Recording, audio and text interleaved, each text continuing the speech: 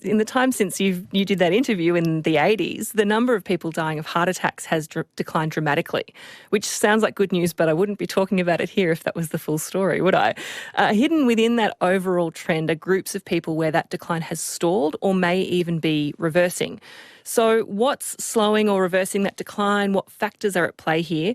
To try and find out, a group of researchers have pulled together medical records of about 80 million people across 4 countries, including Australia. And one of those researchers is Lee Nedkoff from the University of Western Australia. Welcome, Lee.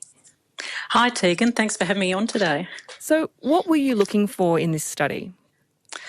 Well, what we were looking for is, as you mentioned, heart attack mortality rates have been declining for many years, and we were trying to understand the reasons behind that, because that helps us to know, how we can prevent heart attacks happening further into the future.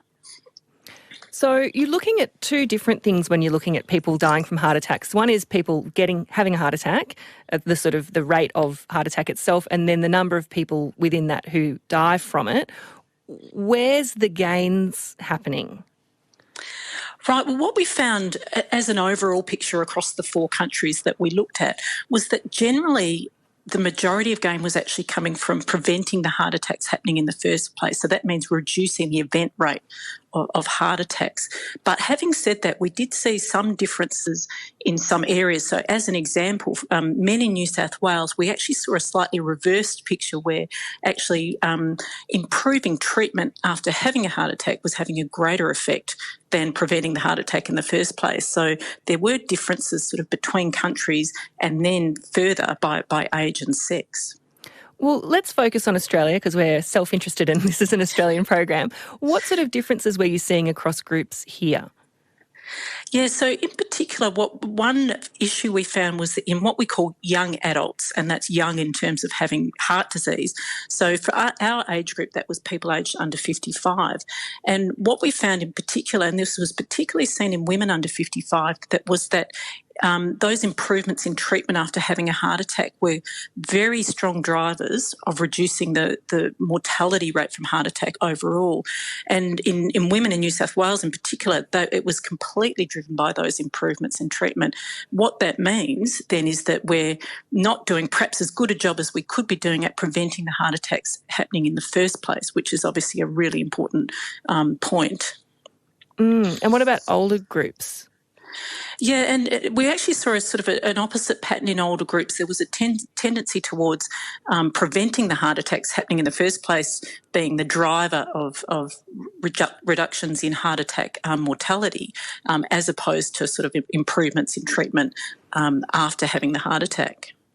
So this is very big health data that you've pulled from countries at that sort of country level. What are the implications for health systems? If you're saying that, say, younger or people under the age of 55 are having heart attacks, they're surviving them, but they're having them more than they should be, what should health systems be doing to reverse this trend?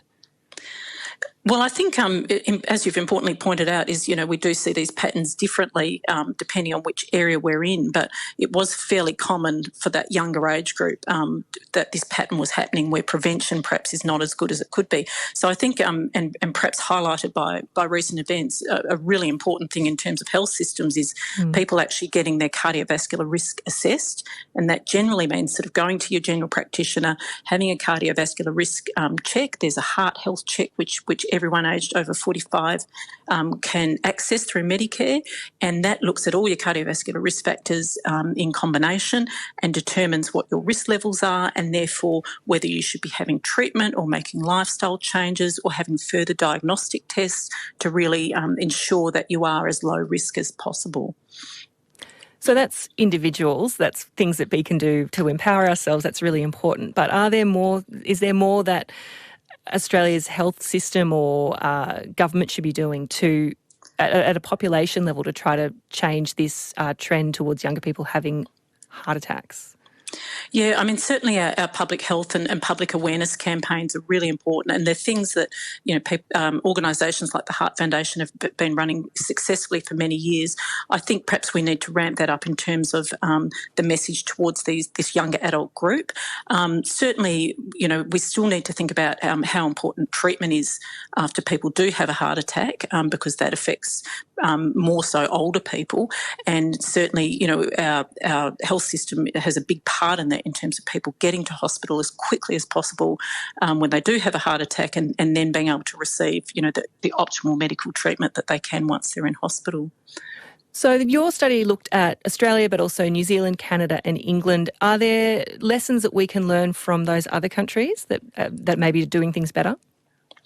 As an example, in England, they had a sort of higher levels of case fatality. So that's, people dying. Actually dying, yeah.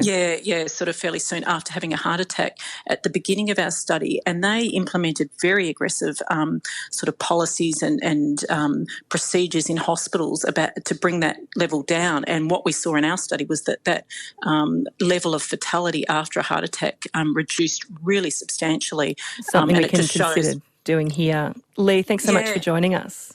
Thanks, Tegan. Thank you. Dr. Lee Nedcoff is a Senior Research Fellow in Cardiovascular Disease Epidemiology at the University of Western Australia.